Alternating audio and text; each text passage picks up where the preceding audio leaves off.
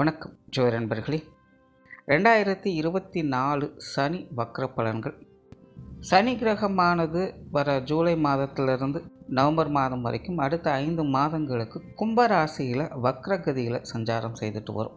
பொதுவாகவே இந்த வக்ரம் பெறும் கிரகங்களுடைய பலன்கள் அப்படிங்கிறது பலவாறாக சொல்லப்படுது. இது கிரகங்களுக்கு கிரகங்கள் நிலைகள் அப்படிங்கிறது மாறவும் செய்யும்.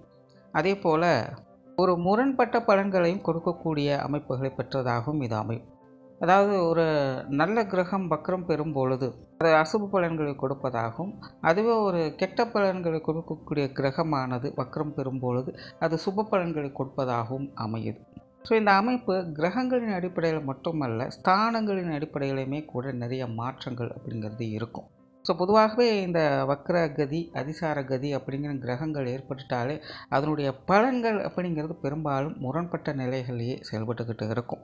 பட் ஒரு விஷயம் என்னன்னா, நல்லதோ கெட்டதோ இந்த வக்ரகதி அடையக்கூடிய இந்த காலகட்டங்களில் கிரகங்களுடைய பலன்கள் அப்படிங்கிறது ஒரு அபரிவித தன்மையில் வேலை செய்யும். குறிப்பாக இந்த காலகட்டங்களில் இந்த கிரகங்களுடைய பார்வை பலம் அப்படிங்கிறது கொஞ்சம் கூடுதலாகவே வேலை செய்யும். ஸோ அந்த வகையில் இந்த சனி இனி அடுத்த 5 மாதங்களுக்கு வக்ரகதியில் செயல்பட்டுட்டு வரும். பெரும்பாலும் சனி வக்ரகதி அடையும் பொழுது பொதுவான வகையில் சில சுப பலன்களை பார்க்க முடியும். குறிப்பாக வாழ்க்கையில் நடக்கக்கூடிய இந்த சுப நிகழ்ச்சிகள் போன்ற விஷயங்களை பார்க்க முடியும். திருமண அமைப்புகள், புத்திரபாக்கிய அமைப்புகள், குழந்தைகளுக்கான சுப விசேஷங்கள், சுப காரியங்கள், குடும்பத்தில் இருக்கிற உடன் பிறப்புகளுடைய சுப விசேஷங்கள், சுப காரியங்கள், பெற்றோர்களுக்கான சுப விசேஷங்கள், சுப காரியங்கள் போன்ற விஷயங்கள் எல்லாம் இந்த வக்ர காலங்களில் பார்க்க முடியுது. தொடர்ந்து தடைப்பட்டு வரக்கூடிய காரியங்கள் கூட சனி வக்ர நிலை பெறும் பொழுது அப்படிப்பட்ட காரியங்கள் துரிதமாக நடைபெறுவதையும் பார்க்க முடியும். ஜோதிடத்தில் ஒரு பழமொழி உண்டு, சனி கொடுக்க நினச்சிட்டா அதை தடுக்க யாரும் இருக்க முடியாது. கிட்டத்தட்ட அந்த நிலை சனியினுடைய இந்த வக்ர காலங்களை தான் பெரும்பாலும் அமையுது. மற்ற கிரகங்களுடைய வக்ர கால அமைப்புகள் எப்படி இருந்தாலும் சரி, இந்த சனியனுடைய வக்ர காலம் அப்படிங்கிறத ஜோதிடத்தை பொறுத்த வரைக்கும் பெரும்பாலும் ஒரு நல்ல பலன்களை கொடுக்கக்கூடிய வகையிலேயே அமையுது. தவிர இங்கே இது ராசி ரீதியாகவும் ஸ்தான பலன்களின் அடிப்படையிலையும் பார்க்கும் பொழுது இதில் சில மாற்றங்கள் அப்படிங்கிறதும் இருக்க செய்யும். அப்படி உங்கள் ராசிக்கு என்ன மாதிரியான பலன்கள் இருக்கும் அப்படிங்கிறத மேற்கொண்டு பார்க்கலாம். சிம்ம ராசி. சிம்ம ராசிக்கு சனியானது ராசிக்கு 7ஆம் இடத்துல அடுத்த 5 மாத காலங்களுக்கு வக்ரகதியில் சஞ்சாரம் செய்துட்டு வரும். பொதுவாக சிம்ம ராசியினுடைய இந்த சனியினுடைய வக்ர காலம் என்பது பொதுவான வகையில் ஒரு கலவையான பலன்களையே கொடுத்துக்கிட்டு வரும். சமீப காலமாக சிம்ம ராசியினுடைய நிலை அப்படிங்கிறது கொஞ்சம் சலனத்தன்மையோடு தான் இருந்துக்கிட்டு வருது. எந்த ஒரு விஷயத்துலையுமே அவங்களால ஸ்டடியாக இருக்க முடியறதில்ல. சில காரியங்கள்லாம் சரியான தெளிவான முடிவுகள் எடுக்க முடியாமல் இங்கேயும் அங்கேயுமாக அவங்களுடைய மனமானது அலைப்பாஞ்சுக்கிட்டே இருக்கும்.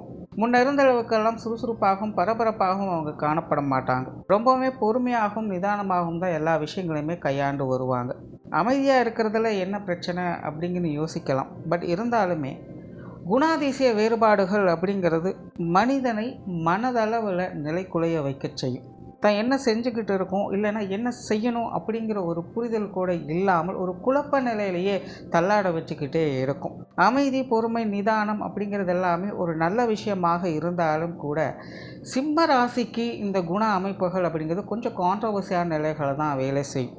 அதாவது எப்போவுமே பரபரப்பாக இயங்கி கொண்டிருந்தவங்க சடனாக எல்லாத்தையுமே முடக்கி விட்டு ஒரு ஆழ்ந்த சிந்தனையிலே மூழ்கி இருந்தாங்கன்னா அவங்களுடைய நிலைகள் எப்படி இருக்கும், அவங்களுடைய வழக்கமான வாழ்க்கை நிலைகளில் எப்படி மாறுபாடுகள் உண்டாகும் அப்படிங்கிறது தான் இங்கே பிரச்சனை.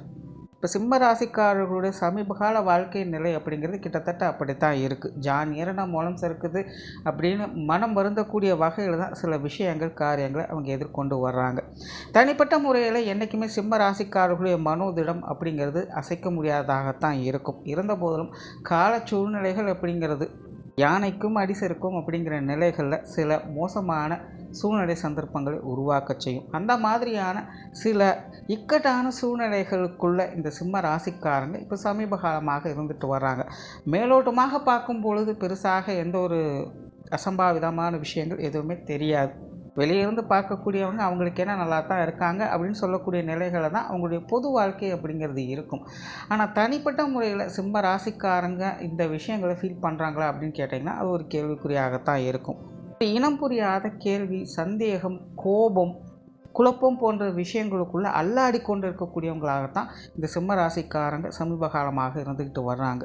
அப்படிப்பட்ட சூழ்நிலையில் இந்த சனியினுடைய வக்ர காலம் என்பது சிம்மராசியை பொறுத்த வரைக்கும் ஒரு கலவையான பலன்களை தான் கொடுக்கும். ஒரு சில விஷயங்கள் சாதகமாக இருக்கும், ஒரு சில விஷயங்கள் கொஞ்சம் பாதகமாக தான் இருக்கும். தனிப்பட்ட முறையில் சிம்மராசிக்காரர்களுடைய நிலை அப்படிங்கிறது வழக்கமான சூழ்நிலைகளை பார்த்துட்டு வருவாங்க. ஆனால் வெளி விஷயங்கள், காரியங்கள், மற்றவங்க சம்பந்தப்பட்ட விஷயங்கள், காரியங்கள் அப்படின்னு வரும்பொழுது சிம்மராசிக்காரங்க தேவையில்லாத மன சங்கடங்களையும் வாக்குவாதங்களையும் தவிர்க்க வேண்டிய சூழ்நிலைகள் ஏற்படும். வாழ்க்கையில் சில நேரங்களில் நண்பர்கள் கூட விரோதிகளாக மாறுவாங்க. அந்த மாதிரி இது வரைக்கும் தனக்கு உண்மையாக இருந்தவங்க கூட இப்போ தேவையே இல்லாத விஷயங்களுக்கு மன வருத்தம் ஏற்படும்படியான சூழ்நிலைகள் உண்டாக்கக்கூடிய அமைப்புகள் இந்த காலகட்டங்களில் வந்து போகலாம். அதனால் இந்த சனியினுடைய வக்கர காலகட்டங்களில் சிம்ம ராசிக்காரங்க முடிஞ்ச வரைக்கும் உடன் இருப்பவங்களும் கொஞ்சம் அனுசரித்து போய்க்கிறது நல்லது. முடிஞ்ச வரைக்கும் பழைய பிரச்சனைகளை வளர்த்து கொள்ளாமல் இருப்பது கூடுதல் சிறப்பு. எல்லாம் முடிஞ்சு போன விஷயங்களை தேவையில்லாமல் பேசி வாக்குவாதங்கள் ஏற்பட்டு மனசங்கடங்களை வளர்த்து கொள்வாங்க. ஸோ அந்த மாதிரியான விஷயங்கள்லாம் முடிஞ்ச அளவுக்கு கொஞ்சம் தவிர்த்துக்கங்க. அதே போல் பொருளாதாரம் சார்ந்த விஷயங்களும் சிம்மராசிக்காரங்க இந்த காலகட்டங்களில் கொஞ்சம் கவனமாக இருக்கிறது நல்லது. மற்றவங்களால் தேவையில்லாத அலைச்சல்கள், விரயங்கள், செலவுகள் போன்ற விஷயங்கள் இந்த காலகட்டங்களில் கொஞ்சம் கூடுதலாகவே இருக்கும். வரவு செலவு கணக்குகள்லாம் கொஞ்சம் கச்சிதமாக வச்சுக்கோங்க. கடன் சார்ந்த விஷயங்கள்லாம் கொஞ்சம் கூடுதல் கவனம் என்பது தேவை.